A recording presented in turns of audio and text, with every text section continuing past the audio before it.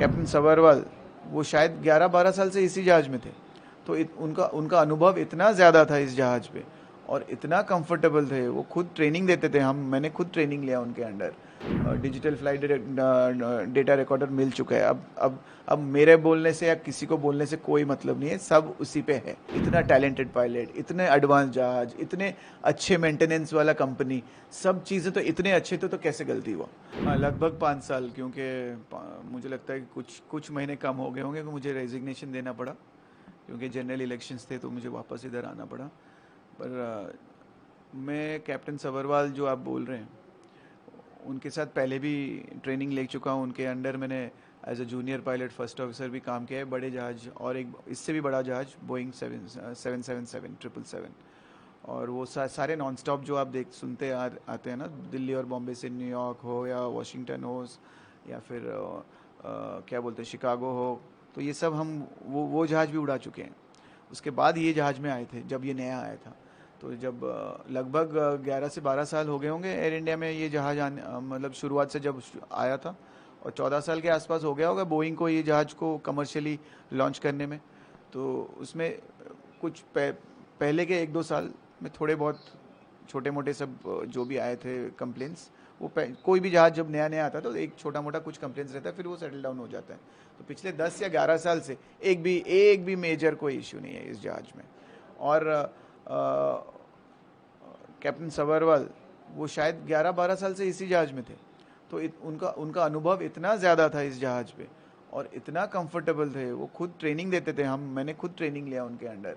और बहुत नॉलेजेबल आदमी, बहुत धैर्य के साथ काम करते थे वो लोग, प्रोफेशनल। अब जैसे भी बोलोगे आप, वो सब में नंबर 1 थे, मतलब सब में खड़ा उतरेंगे वो। तो उनके टैलेंट पे, उनके रिफ्लेक्सेस पे, उनके नॉलेज पे कोई डाउट नहीं है मुझे। बट फिर भी मनुष्य हैं, 0.1% चांसेस होता है कभी कभी गलत कुछ हो जाए या कुछ आउट ऑफ माइंड मतलब स्लिप कर जाए दिमाग से, हो सकता है। बट इसीलिए तो सेकंड पायलट भी होता है। तो जो जूनियर पायलट थे, को पायलट, वो भी तो थे साथ में। तो 2 पायलट्स थे, फिर भी गलती थोड़ा बहुत होने का चांसेस है, जो अनुमान लगा रहे हैं हम लोग बस एक वीडियो देख के बोल रहे हैं। तो मैं जो बोल रहा हूँ वो सही भी होगा वो मुझे नहीं पता अभी। डिजिटल फ्लाइट डेटा रिकॉर्डर मिल चुका है। अब मेरे बोलने से या किसी को बोलने से कोई मतलब नहीं है, सब उसी पे है। पूरा काला चिट्ठा उसी पे है। पूरा जो ब्लैक बॉक्स बोलते हैं वो ब्लैक एंड वाइट में रिकॉर्डेड है, वो सब निकलेगा। और जैसे कि आप मुझे जो खबर मिल रहा है, जो हाई लेवल कमिटी जो इन लोगों ने सेंट्रल गवर्नमेंट ने तैयारी किया है, तो हमारे डीजीसीए वाले तो होंगे ही, और एयर इंडिया के स्टाफ जो भी एक्सपर्ट्स होंगे ही उसमें उसमें यूके के एक्सपर्ट्स भी होंगे, इंटरनेशनल सिविल एविएशन ऑर्गेनाइजेशन के एक्सपर्ट्स भी होंगे, फिर बोइंग के एक्सपर्ट्स भी होंगे। अगर नहीं है तो होना चाहिए, क्योंकि जितना जल्दी इस तरह के हाई लेवल कमिटी जिसमें सारे देशों का पार्टिसिपेशन हो, खाली अफेक्टेड देश नहीं, जो एक्सपर्ट्स है उनको भी बुला के लाओ इस कमिटी में, और इतना ट्रांसपेरेंट रखो कि पूरा कॉन्फिडेंस बढ़े। जितना जल्दी कॉन्फिडेंस वापस आए इंडियन एविएशन पे, उतना अच्छा है दुनिया के लिए। अभी क्वेश्चन मार्क उठ चुका है हमारे सबके दिमाग में होगा कि इनका स्टैंडर्ड्स अच्छे हैं कि नहीं, इनके पायलट सही हैं कि नहीं, ट्रेनिंग उनका सही है कि नहीं। तो ये सब सब चीज़ के लिए हमें वो ट्रांसपेरेंट कमिटी चाहिए ही चाहिए, जो मुझे लगता है कि सेंट्रल गवर्नमेंट को करना चाहिए। अगर नहीं किया है तो करें, मुझे लगता है ये करेंगे। और सबसे महत्वपूर्ण बात, जितना ट्रांसपेरेंट और जितना प्रोफेशनल कमिटी बनेगा, उतना उतना जल्दी मनोबल बढ़ेगा पायलट लोगों का।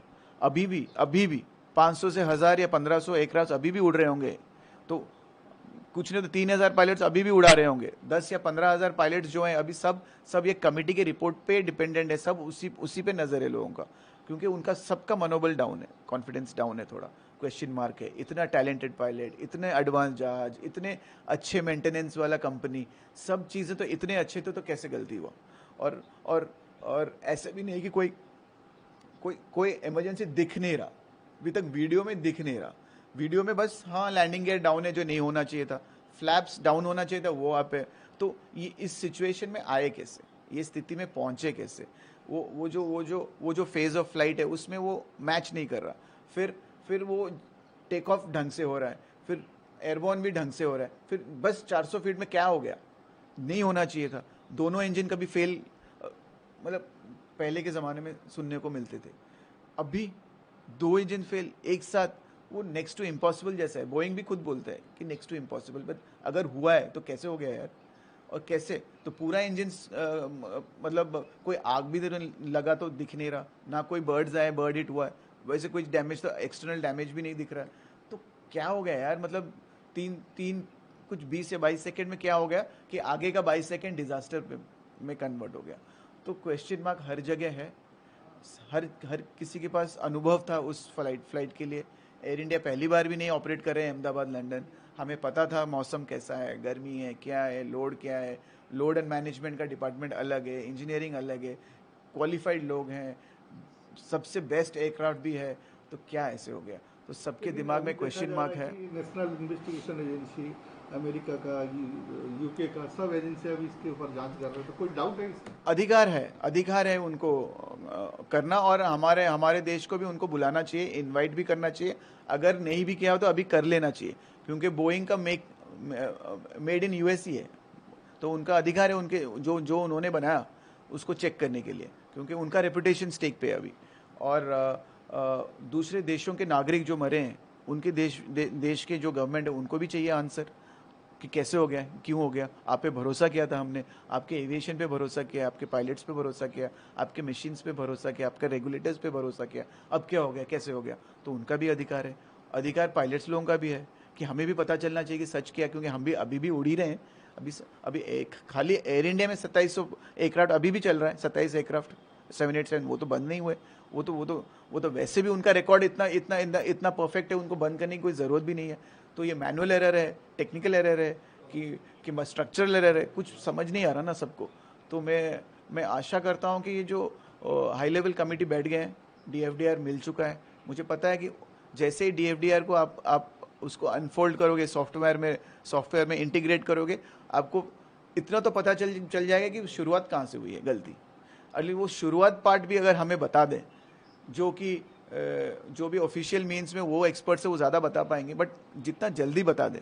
डिटेल इंक्वायरी आप टाइम लो, आराम से लो, पूरा डिटेल करो, फोरेंसिक करो, सब करो, ठीक है।